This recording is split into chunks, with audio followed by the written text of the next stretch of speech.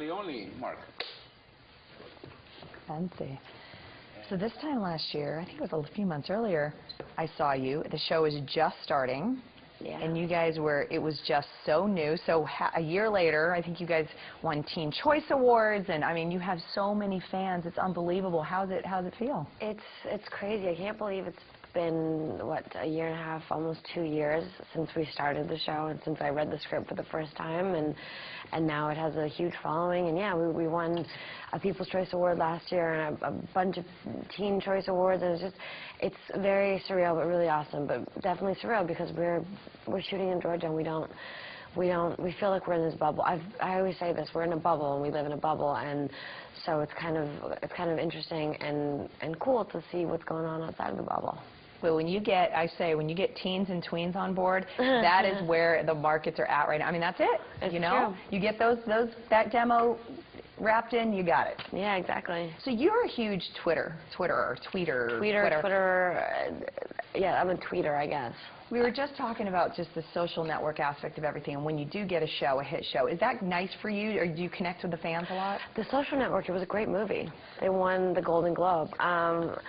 Yeah, no, Twitter, yeah, it's very important. I think it's very important to be connected with the viewers and with your fans. And I mean, we wouldn't be here if it wasn't for them. They're the ones who support us, and to hear their voices and be in touch with them really helps out a lot, because you get to know what they like, what they don't like, what bothers them, what impresses them, and it's almost like getting constructive criticism or getting positive feedback every now and then when you need it, and then choosing to ignore the things that you don't want to hear when they say that. I don't know. But Twitter's a really cool medium, and it really gives the fans a chance to get closer to the people that they admire and that they like their work. And so there's a lot of pluses for Twitter and for Facebook and for other things. I don't have Facebook, just setting the record straight, but I have Twitter, so. Let's talk about playing the two characters, and how has that been for you? Because they're very different, and you're very different when you play Catherine versus Lena. And talk to me about that and what you do to make it that just cool and different. Well, can you guess which one I'm playing right now? Who I am? Oh, I hope not Catherine. Because I'm interviewing you. So it's Elena. Well, it's usually the superficial distinction is the curly hair and the tight clothes and heels for Catherine versus like the Converse and the t-shirt and jeans and the straight hair, kind of laid back feel for Elena physically.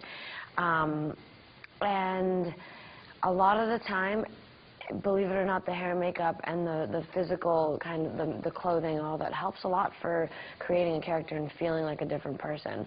And I learned that when I was doing theater and when I was doing scene study years ago when I was training. Every aspect really, really changes the way you walk, the way you talk. And as soon as I put those heels on, as soon as I look like this other person, I feel like another person. And Catherine, I mean, they have a lot of differences. One is crazy, and she's maniacal and vindictive, but really snarky and fun and flirty.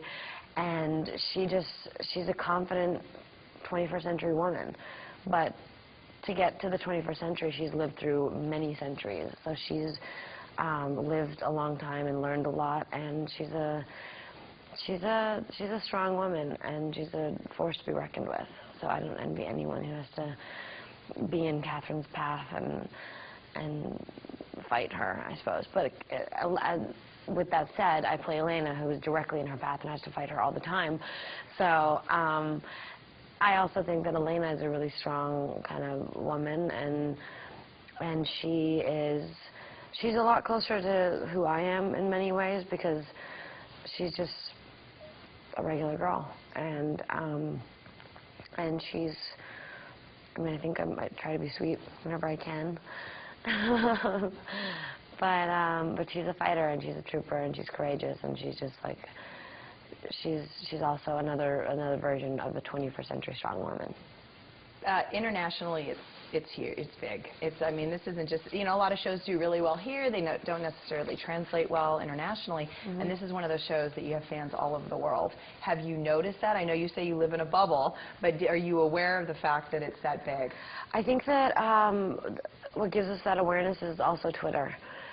The people from Argentina or from Russia or from Japan, people send us tweets from all over the world saying that the show is huge there and that it's doing really well. And I mean, I'm from Bulgaria, so I'll hear from a lot of Bulgarians that'll be there. And unfortunately, this show hasn't started airing yet. Hopefully, they're all kind of asking me, when is it going to be on TV here in Bulgaria or in Tokyo, or, you know, there's a lot of places that it still hasn't reached.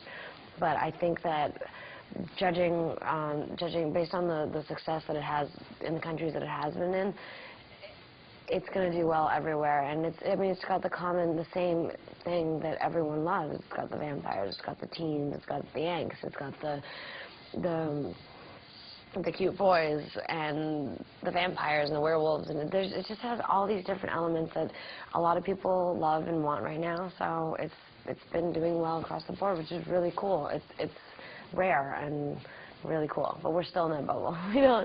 It's definitely something to hear about, but we don't get to, like, when we go to London, for example, we went to London and Monte Carlo last year, and it was just insane. It's just not something that we're used to. It's a good thing. Yeah.